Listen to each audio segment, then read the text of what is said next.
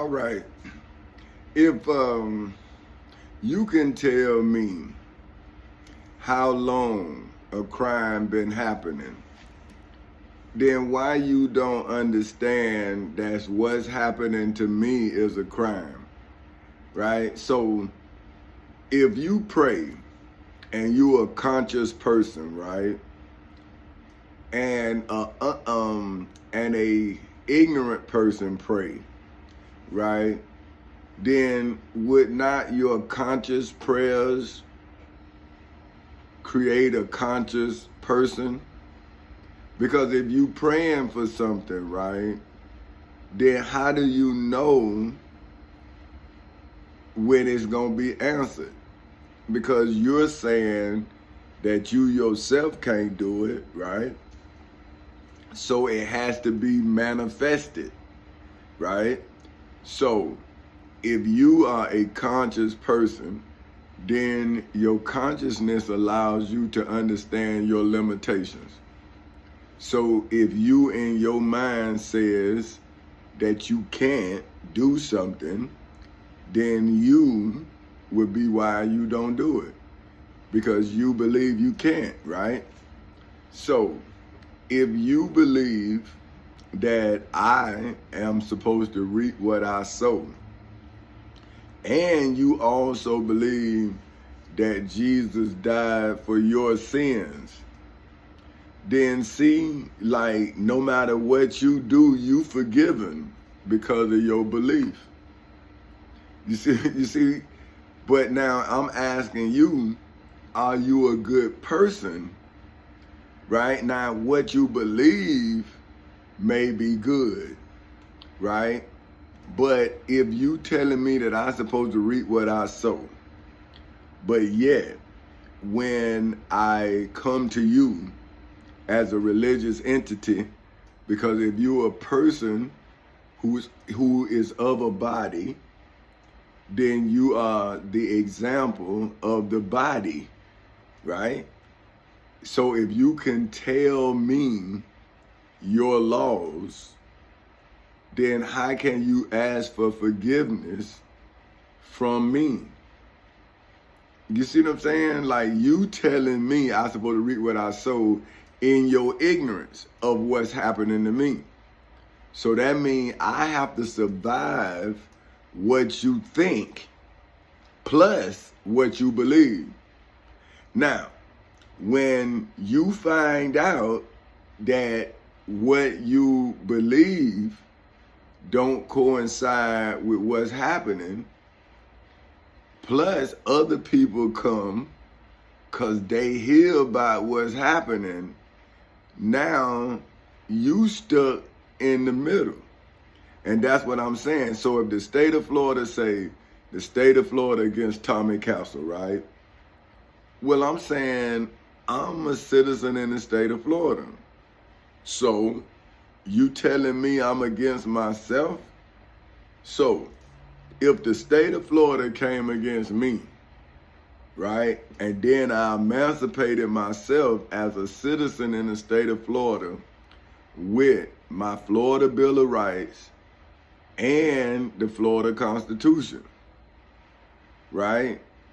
Why would I then, if I'm a veteran with this T-shirt, and I took an oath to defend the Constitution against all enemies, foreign and domestic, why would I then make a deal with a person who violated my rights?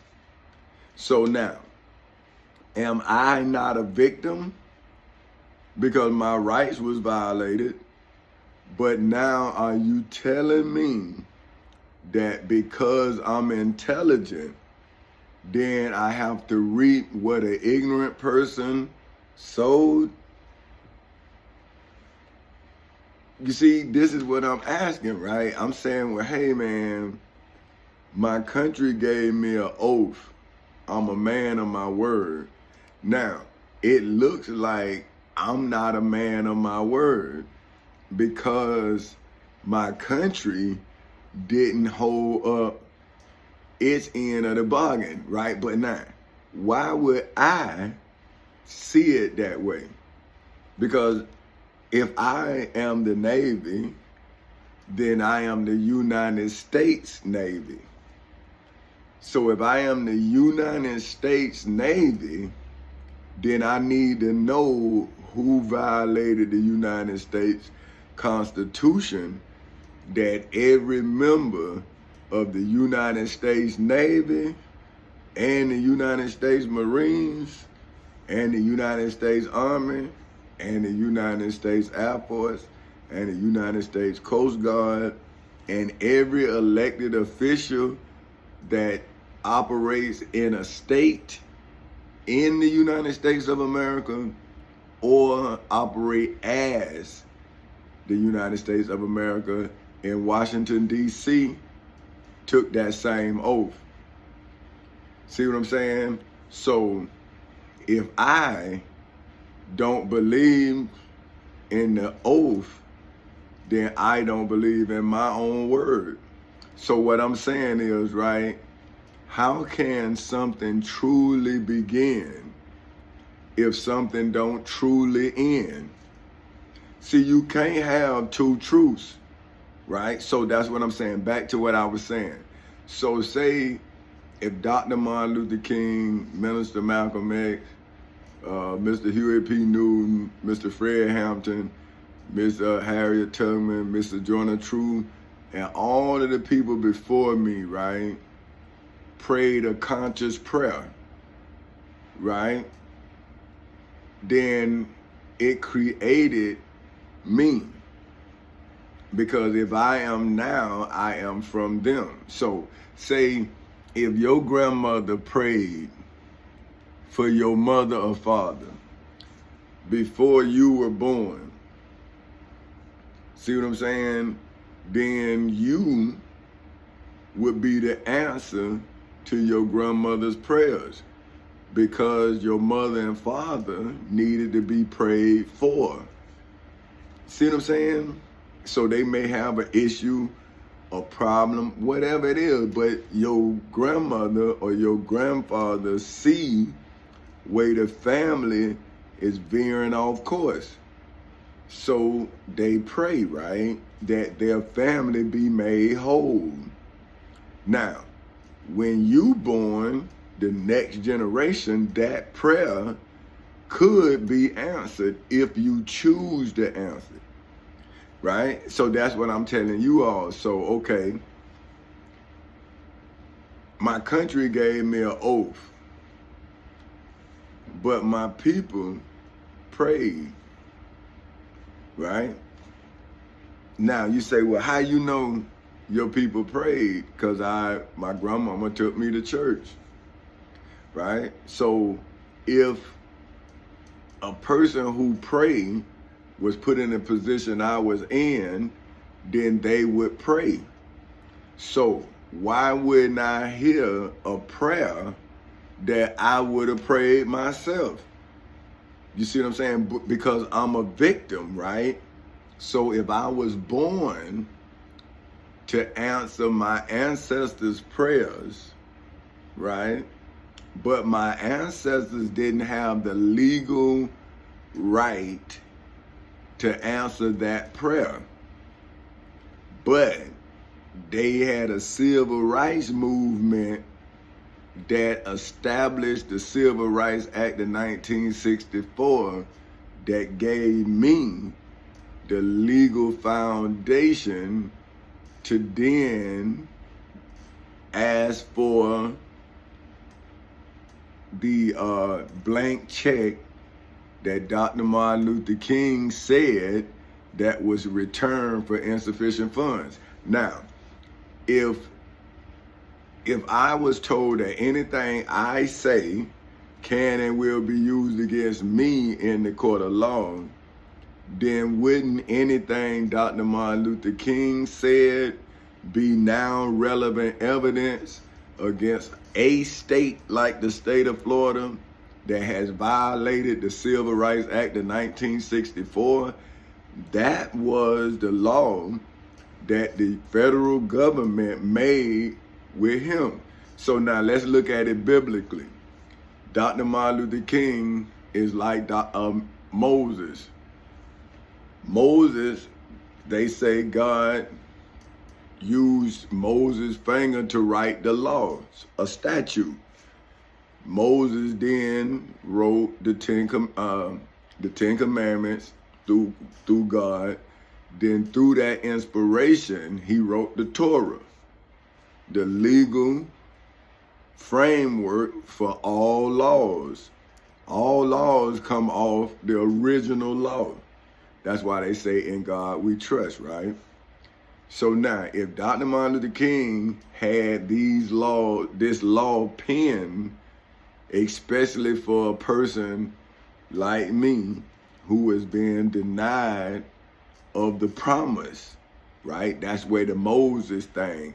Moses was promised to go into Egypt and then, bring his people out into the promised land. Now, they say Moses never made it into the promised land. And I'm saying, well, how Moses didn't make it into the promised land when he came back from the land that was promised and got the Israelites out of bondage. See, but if the slave who see how people lying on me, then once Moses went back into Egypt, he came out a slave. See, he came out a story. See, because he didn't get into the promised land. So now that makes me think, did he ever go back to his wife and children? Because nobody let me go back to my wife and my children. See, and everybody know, right? But now you say I'm crazy. And I'm saying, okay, am I crazy because I believe in myself? And you saying because you don't believe in yourself, you believe in God?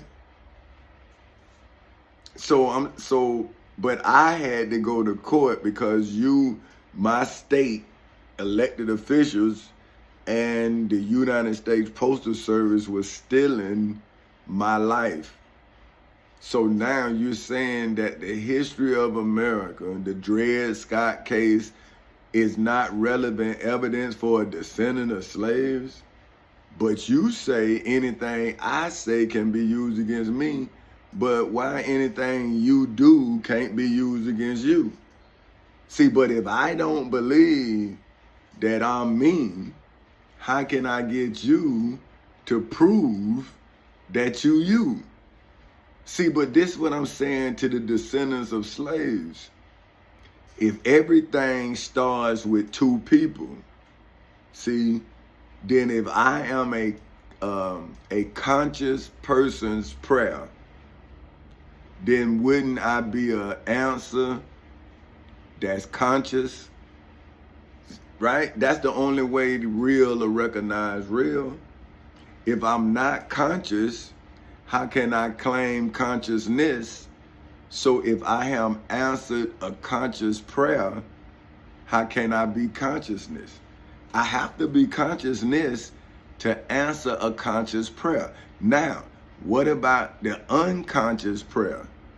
See, okay, people say, okay, you don't pray. And I'm saying that's true.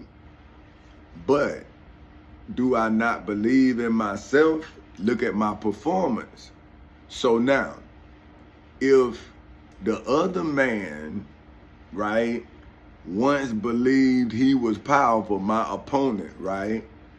Well, why my opponent don't have to prove the existence of his God or her God, right? Because if we go back to Genesis 1, both of us got an image.